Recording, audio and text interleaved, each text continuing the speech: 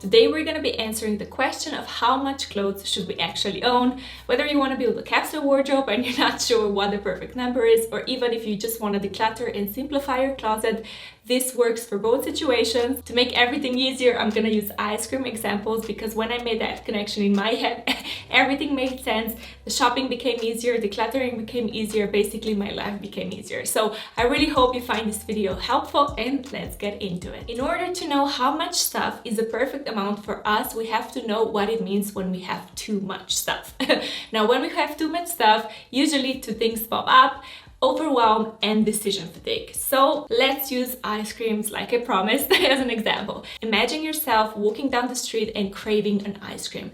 Then you come to the ice cream shop and you look around and they have 50 different flavors. I know I'm probably not the only one that was overwhelmed when they saw that, and I love ice cream, but when you see so many different options, that's when you usually get decision fatigue. You kind of freeze and you feel like, I don't know what to pick next. And if you do pick something, there is always a possibility that you will regret it a little bit. Maybe you will think, oh, I picked this flavor, maybe the other one would have been better. We can always feel a bit of it regretful because there are so many choices, and whichever we make, we're never absolutely happy with it. That's basically how decision fatigue looks like, and we can have the same with our clothes, with our makeup, with our jewelry, basically in any area of our lives. If you feel you have so much stuff that when you open the closet or the makeup bag or whatever and you just freeze a little bit because you don't know where to start, this is a very good sign that you have too much stuff. Overwhelm and decision fatigues are a no-no. We don't want to live like that. So that's something that I keep in my mind all of the time, because if I just sense that I'm becoming overwhelmed with an area of my life, that's when I know that I have to declutter a little bit. So this is how I keep myself in check. Also, a tip that I would give you is that you can do this as generalized as you want. So basically opening the entire closet and checking in with yourself. How do you feel? Or you can go even smaller. You can break your closet down in maybe how many bottoms do you have, how many shoes do you have, how many handbags, accessories, belts, scarves, anything like that. You can go as big or as small as you want, and you can just test this out by going into your closet and asking yourself those different questions. Obviously, like I said before, you can do this in pretty much every area of your life: books, kitchen, bathroom, decorating stuff, pretty much everywhere. But today we're talking mostly about clothes. Now that we know how it feels to have too much stuff, we can go all the way to the other side and look at how it feels when we have too little. A lot of people think that minimalism is living with too little, but no, that's a misconception. We don't want that, actually. So the first sign of having too little is deprivation. When we feel a bit bored, lack of variety, lack of choice, when we just feel deprived a little bit, that's a no-no in minimalism, in life. We don't want to live like that again.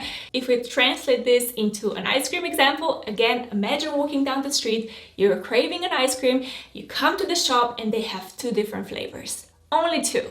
There is no variety, and you're like, oh, I really wanted that one, okay, and you just pick whatever. On the good side, there is no decision fatigue or thinking, oh, maybe I could have picked another flavor, but there is also deprivation and lack of variety, lack of choice, and lack of joy. This is another guideline that I keep in my mind whenever I'm decluttering something, because I never want to feel deprived.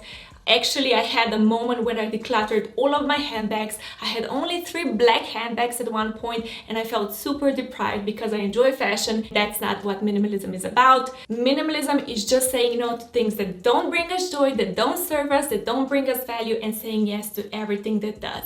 So that's something to keep in mind. Now that we covered both ends of the spectrum, we can now focus on the most important, and that is the balance. So that's how we want to live our lives, in the middle, because that's where our sweet spot is. So again, if we use ice cream as an example, I'm starting to crave ice cream now that I'm talking about it. But if we say that, okay, let's imagine again, we're walking down the street, there is the sun shining, we feel amazing, and we come to the ice cream stand and they have 8 different flavors. That just feels like an amazing number.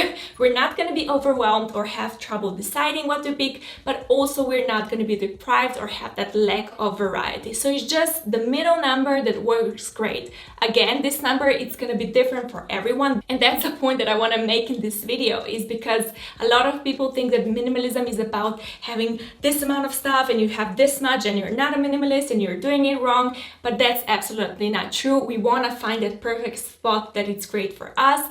my closet and my needs are different from your closet and your needs. So that's why I wanted to share these 2 guidelines that you can always check with yourself where you're at. If you feel like you're spilling into this end and you have trouble deciding and you feel a bit stressed and overwhelmed, it's not a good sign. Or in this side, if you feel like you're deprived and you have lack of joy and versatility, that's also not a good sign.